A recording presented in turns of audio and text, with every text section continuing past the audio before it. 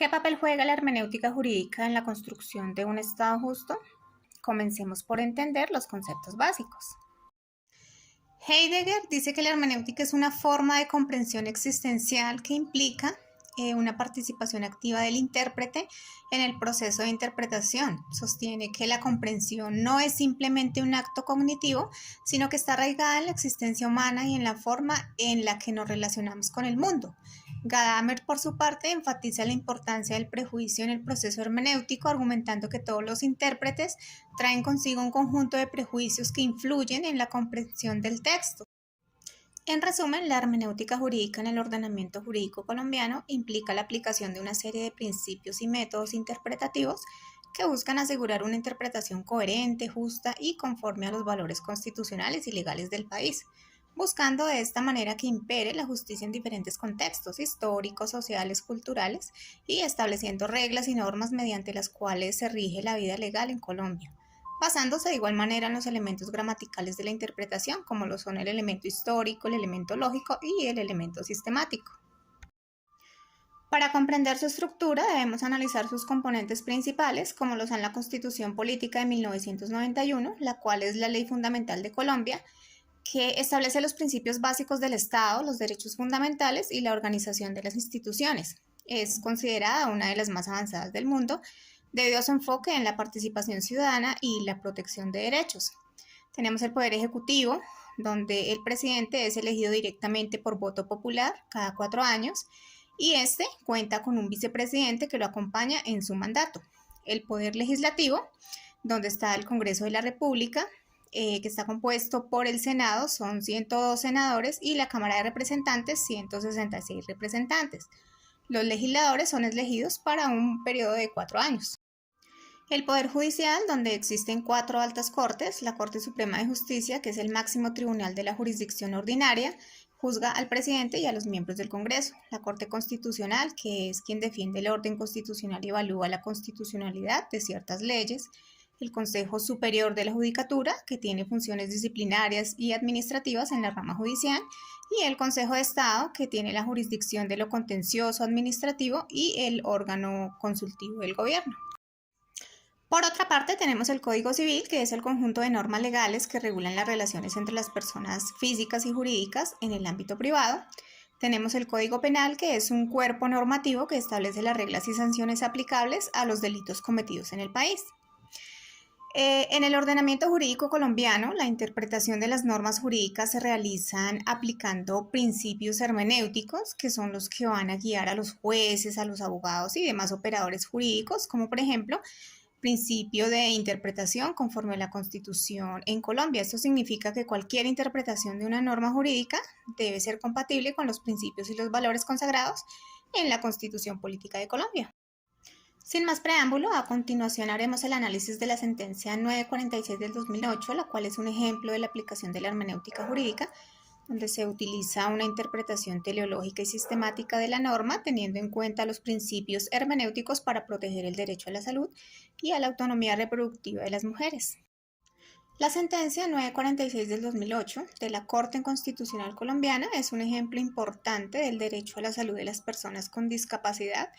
y nos muestra cómo la metodología exegética es útil para analizar las normas jurídicas relacionadas con el aborto en Colombia, y de esta manera se interpreta el artículo 12 de la Constitución Política, el cual establece que nadie será sometido a desaparición forzada, a torturas ni a tratos o penas crueles, inhumanas o degradantes. La Corte Constitucional ha interpretado ese artículo como una prohibición del aborto en todas sus formas, excepto en 3 causales: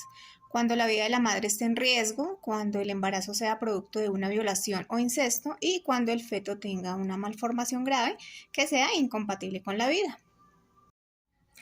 A continuación se detallan los hechos de la sentencia, la cual aborda un caso relacionado con la interrupción voluntaria del embarazo y la objeción de conciencia en el contexto de las causales de despenalización del aborto. Una madre interpone una tutela contra Cosmitet Limitada en representación de su hija menor, quien padece síndrome de Down y se encuentra en estado de embarazo, producto de una violación. La madre solicita que en aplicación de la sentencia C355 de 2006 se ordene a Cosmitet Limitada realizar la interrupción del embarazo de conformidad con el decreto 4444 de 2006, puesto que su hija cumple con las causales de despenalización del aborto, puesto que fue producto de una violación. La EPS niega la solicitud de interrupción voluntaria del embarazo, argumentando que la denuncia penal no es legible y no se puede probar fehacientemente que el embarazo haya sido producto de una violación, por lo que en cierto modo se considera que hubo vulneración de derechos por parte del médico tratante, quien se niega en nombre de Cosmitet Limitada a practicar el procedimiento de interrupción del embarazo a pesar de conocer el estado de la menor. En primera instancia, el juzgado niega la tutela argumentando que el accionante no acreditó que su hija cumpliera con las condiciones que fijó la sentencia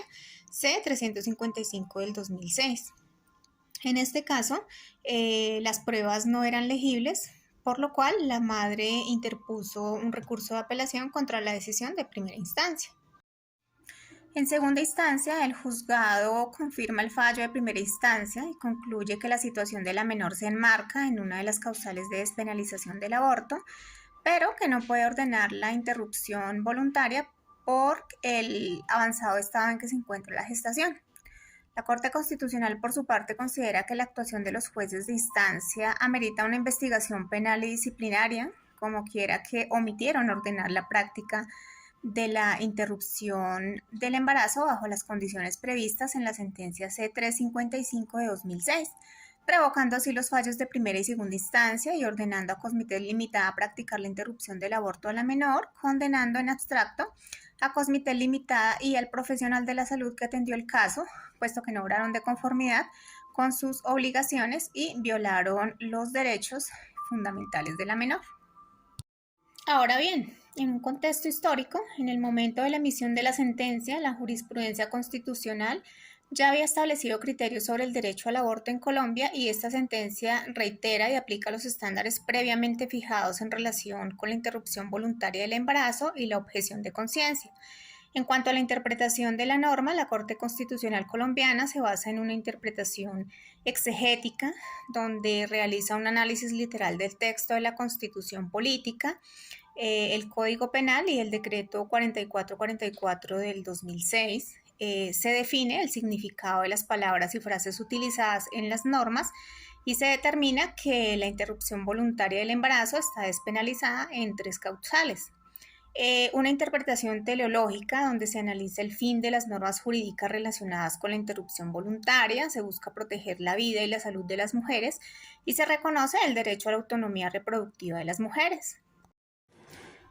Es evidente que este caso es un hito en la jurisprudencia del país donde pone de manifiesto la importancia de garantizar el respeto y la protección de los derechos fundamentales, especialmente en situaciones tan sensibles como la violación y el embarazo resultante, la negativa a realizar el procedimiento necesario para salvaguardar la salud y la integridad de la gestante. Es una clara violación de sus derechos, donde a partir de la hermenéutica jurídica se examinan principios, aspectos, se interpreta y se aplica la norma y se usan los principios para su resolución, tales como el principio de la favorabilidad, se aplica la norma más favorable a la protección de los derechos, el principio de la ponderación, se ponderan los derechos en juego para llegar a una solución justa, y el principio de la unidad de la Constitución, se interpreta la norma en armonía con el resto de la Constitución. De esta manera damos por terminado nuestro análisis a la sentencia en mención. Muchas gracias.